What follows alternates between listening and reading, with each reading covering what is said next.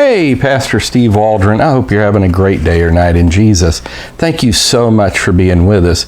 We're looking at the geologic column and creation and the Bible. So thanks for being here. Join us daily. Check out our other videos. So we're using kind of as a discussion starter creation versus evolution by Arlo Molenpaugh. I will give a lot of credit to this as well to Dr. Walt Brown from MIT grad in his In the Beginning. So the geologic column, of course, if you're like me, you studied this in school, that it's going to go through various ages over the course of millions of years, on and on. So one of the first things that I was so surprised at is that there's really no place on Earth, to my knowledge, at least this is what I was told and the information shared, where the geologic column is exactly the way it should be. Secondly, of course, with Mount St. Helens blowing up, and I remember that one as a kid because even in Atlanta, Georgia, we got a dust cloud, an ash cloud from that, which was pretty amazing and interesting. That, like the trees that went like spears into Spirit Lake, and then the ash that went in there, it gave it the appearance of a geologic column, but knowing that it was just a recent, extremely recent development, and that tree looked like it had gone through each of the geologic columns. And evidently there is this phenomenon around the world also.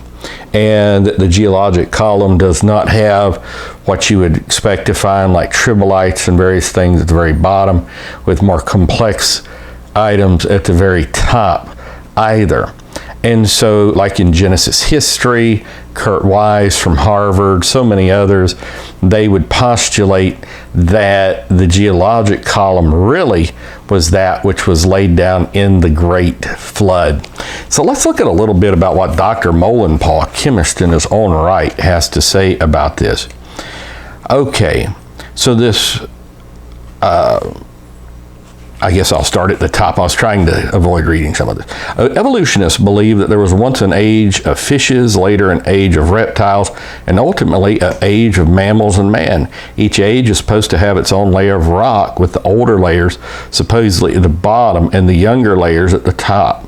The age of the layer is assigned using the index fossil method. The layer is dated by the fossils, and the fossils are dated by the layers. Thus, one of the main evidences for evolution is the assumption of evolution. This is circular reasoning.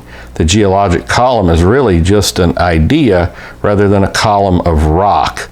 Creationists believe that the various ages and periods described in the geologic column never existed. The sedimentary layers were laid down more or less continually during truly massive flood conditions.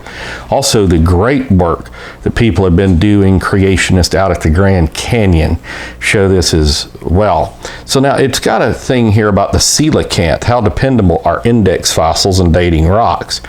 The coelacanth was supposed to be a transitional form fish between fish and amphibians.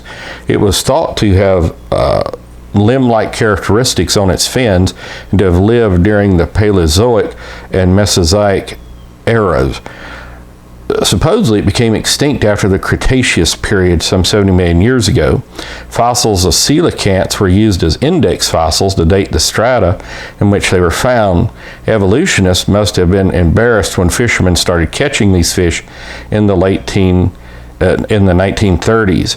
The organs of the modern coelacanth show no signs of becoming adapted for land or becoming an amphibian.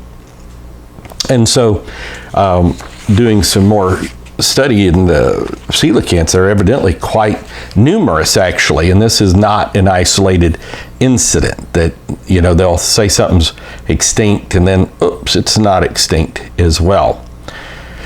So where can the geologic column be found? The complete geologic column does not exist anywhere in the world except in textbooks. Approximately 77% of the Earth's surface on land and under the sea have 7 or more of the 10 strata systems missing. Sounds like textual criticism. Alexandrian text. Even the walls of the Grand Canyon include only about 5 of the 10 strata systems. Also, in many areas, the strata are out of order because of strata assigned an older age in the column are found resting on top of strata found at younger age. This is not hard to explain with the cataclysmic effects of the flood, involving giant landslides, tsunamis, and on and on. Now, Brown goes into 2 as far as shifting and pushing some of these on top. Interesting as well. So how do flood geologists explain the order of the fossils? And I do appreciate, again, as Genesis History, AIG, ICR, and so many that are having great creation science movement UK, the good folks out of New Zealand, just doing tremendous work. So Dr. David Rapp is curator of geology at Chicago's Field Museum of Natural History, which probably has the largest collection of fossils in the nation. Although he's an evolutionist, he's pointed out that creationists have accepted the mistaken notion that fossil record shows a detailed and orderly progression, and that creationists have gone to great lengths to accommodate this fact in flood geology. In other words, Rapp is saying the flood geologists need not bother to work out a flood model for the order of the fossils, since there isn't any order to accommodate. And they do find like just masses of fossils, like in Nebraska on high ground, all together, which is consistent with a flood. And so it goes into some things like ecological zonation. Animals living at the lowest elevations would tend to be buried at the lower elevations, obviously. And then hydrodynamic sorting. Turbulent water is highly effective sorting agent. Objects are simpler in shape, such as tribolites, which are extinct marine invertebrate animals, which I've got a couple of those fossils. They're really cheap to buy. Smoky Mountain Knife Works, of all places, has one of the greatest places to buy real fossils. If you go there, invertebrate animals with jointed legs and a segmented body divided by 2 furrows into 3 parts, and brachiopods, which are marine animals with hinged upper and lower shells, tend to settle more rapidly than would objects of complex geometry, obviously there too. Also, these simpler organisms are of greater density, so they're going to be at the bottom. It's not an evolutionary thing, it's just they sank to the bottom.